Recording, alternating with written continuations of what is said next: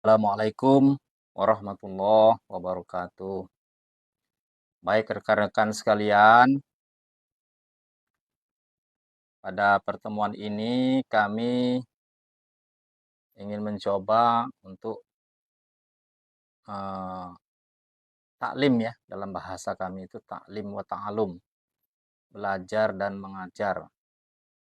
Maksudnya di sini ya kita sama-sama belajar agama supaya dapat membawa berkah, manfaat bagi kita sebagai modal kehidupan di dunia maupun di akhirat yang selama-lamanya. Baik, saya akan bacakan sebuah kitab, ya ini buku kitab Hayatus Sahabah dalam bahasa Arabnya, dalam bahasa kitanya kehidupan para sahabat. Auzubillahi minasyaitonirrajim. Bismillahirrahmanirrahim. Kita akan mulai dari bab 1, yakni dakwah kepada Allah dan Rasulnya Shallallahu Alaihi Wasallam.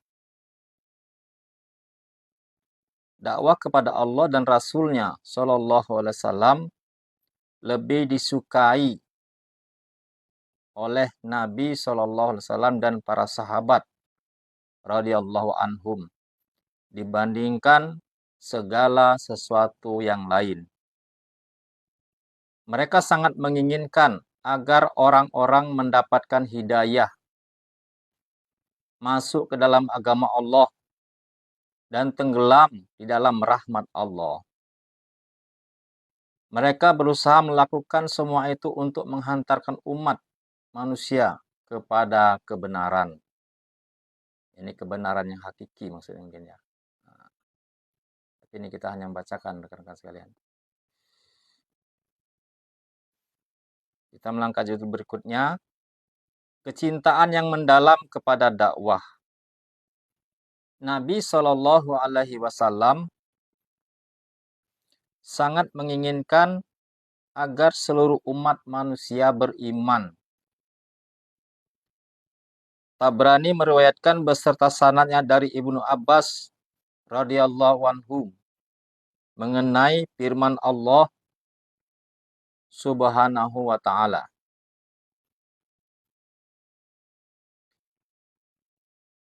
Faminhum syaqi wa wasaid. Maka di antara mereka ada yang celaka dan ada yang berbahagia. Quran surat Hud 105. Ayat-ayat Al-Quran lainnya yang serupa sangat banyak.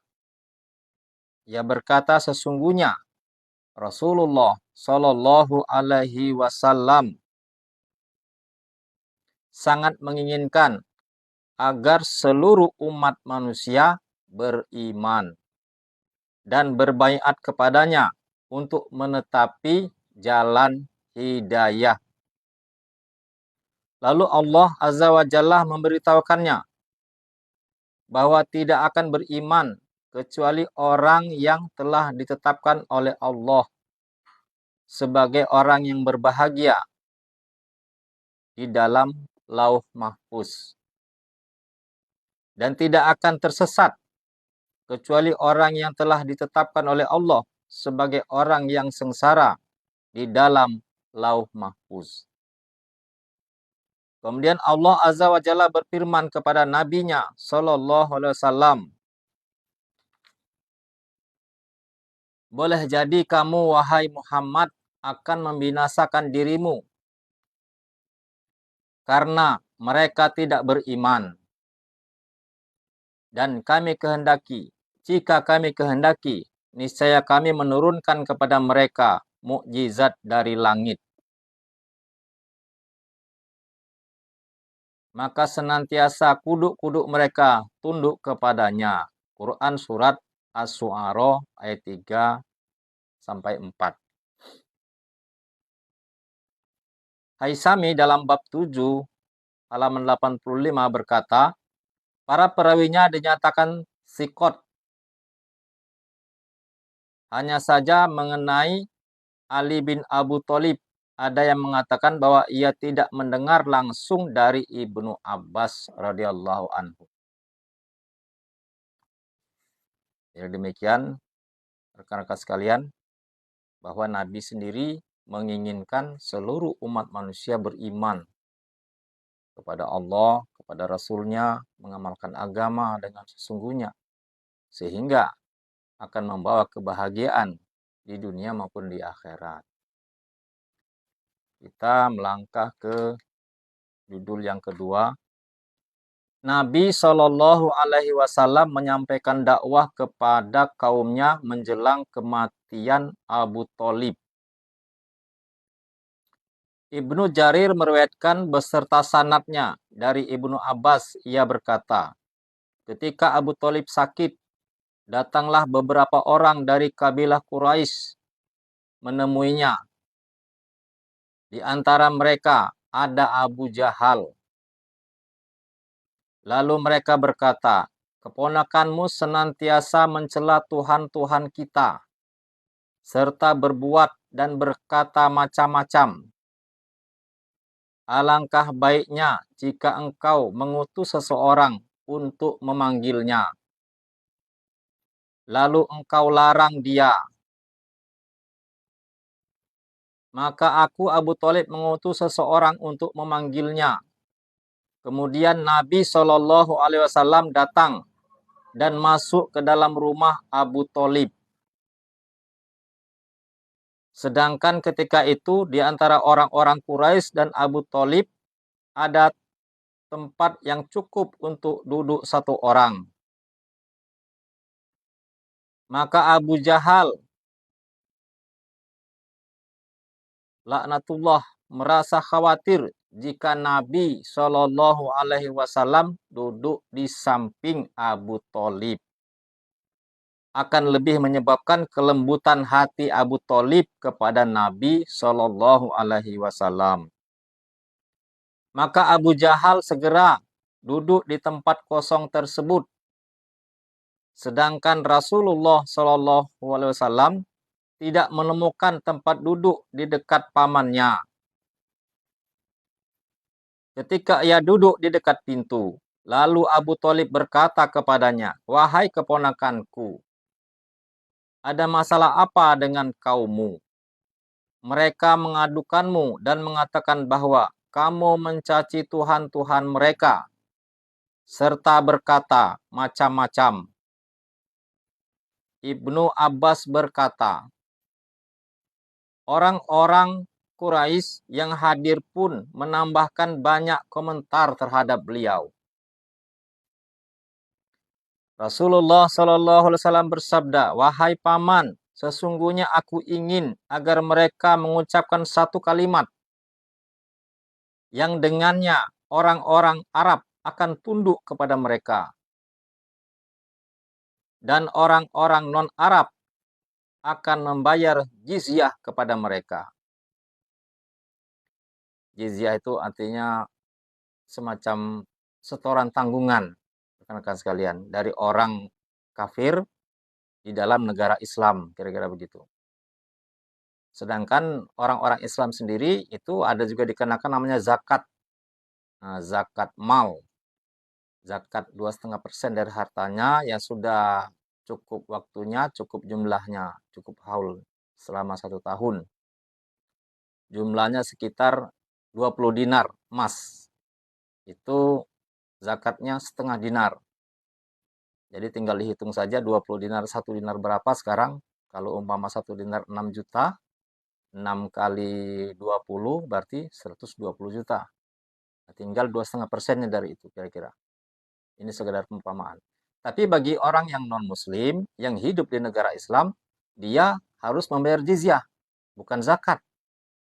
Jizyah ini adalah pertanggungan jawab dari pemerintah Islam tersebut, sehingga orang non-muslim tersebut, walaupun hidup di negara muslim, dia menjadi tanggung jawab pemerintah untuk dilindungi, diayomi sebagaimana rakyat, sebagaimana masyarakat yang beragama Islam. Itu namanya jizyah. Orang-orang terkejut karena perkataan beliau itu. Mereka pun berkata, hanya satu kalimat. Baiklah, demi ayahmu, bahkan 10 kalimat sekalipun. Lalu mereka bertanya, kalimat apakah itu? Maka Abu Thalib berkata, kalimat apakah itu, hai keponakanku? Rasulullah SAW bersabda, La ilaha illallah. Mereka pun berdiri terkejut, seraya mengibaskan pakaian mereka, dan berkata, mengapa ia menjadikan Tuhan-Tuhan itu, Tuhan yang Maha Satu saja? Sesungguhnya ini benar-benar suatu hal yang sangat mengherankan. Lalu turunlah ayat yang maknanya, mengapa ia menjadikan Tuhan-Tuhan itu Tuhan yang satu saja? Ini menirukan perkataan orang kafir ya, pesan itu. Sesungguhnya ini benar-benar suatu hal yang sangat mengherankan. Dan pergilah pemimpin-pemimpin mereka, seraya berkata, pergilah kamu, dan tetaplah menyembah Tuhan-Tuhanmu. Sesungguhnya ini benar-benar suatu hal yang dikehendaki. Kami tidak pernah mendengar hal ini dalam agama yang terakhir. Ini mengesahkan Allah. Tidak lain hanyalah dusta yang diada-adakan. Mengapa Al-Quran itu diturunkan kepadanya di antara kita? Sebenarnya mereka ragu-ragu terhadap Al-Quranku. Dan sebenarnya mereka belum merasakan azabku. Quran Surat Shad ayat 5 sampai ayat 8. Ini Allah sendiri menirukan dalam Al-Quran ini. Dalam wahyunya ini. Bahwa orang-orang kafir Quraisy itu sangat merasa yakin tadinya dengan Nabi.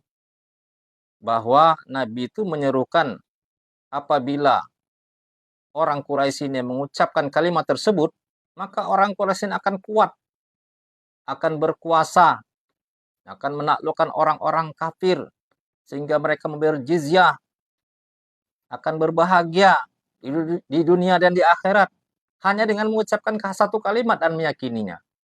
Tapi mereka tidak percaya, sehingga dikatakan kalimat La ilaha illallah. Hanya satu kalimat, tapi mereka begitu menolak. Menurutnya saya pernah dengar bahwa pendapat atau logika orang-orang Quraisy pada waktu itu yang menentang Nabi, kenapa Tuhan-Tuhan yang banyak orang-orang Quraisy pada saat itu dijadikan cuma Tuhan satu. Tuhan banyak saja tidak bisa menyelesaikan masalah-masalah mereka.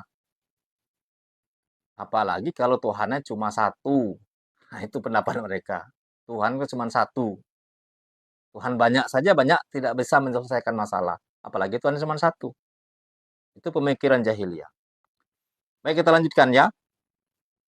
Karena mau menjelang Isya-nya nampaknya ini.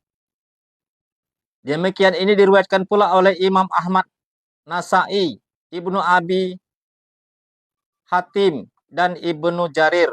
Mereka semua meriwayatkannya di dalam kitab-kitab tafsir yang mereka tulis.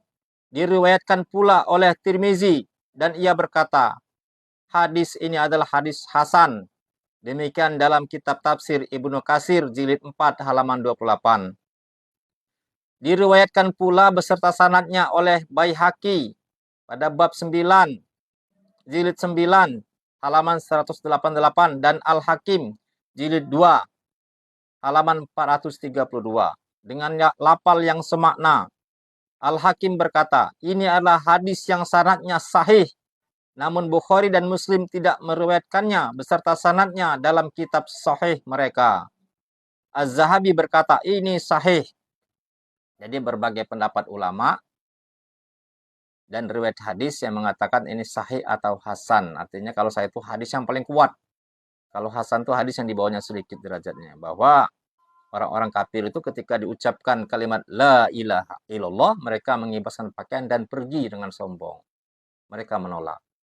Demikianlah taklim wa taklum kita malam ini. Ya, dengan kehidupan para sahabat yang saya bacakan, semoga membawa manfaat dalam kehidupan kita. Sebagai contoh kita tidak lain adalah Nabi SAW dan para sahabatnya yang telah sukses hidup di dunia ini, sukses dalam amal agama, sukses dalam keimanan, sukses dalam dunia dan akhirat, sehingga orang-orang kafir, negara wilayah-wilayah yang luas mereka kuasai dan takluk dan memeluk agama Islam dengan sukarela, dengan ikhlas, sehingga membawa kemajuan pada negara Islam pada waktu itu. Bahkan Islam disinyalir telah menguasai 2/3 dunia, yang merupakan negara superpower pada saat itu. Insya Allah, lain waktu kita sambung lagi. Semoga membawa manfaat dan berkah kita. Assalamualaikum warahmatullahi wabarakatuh.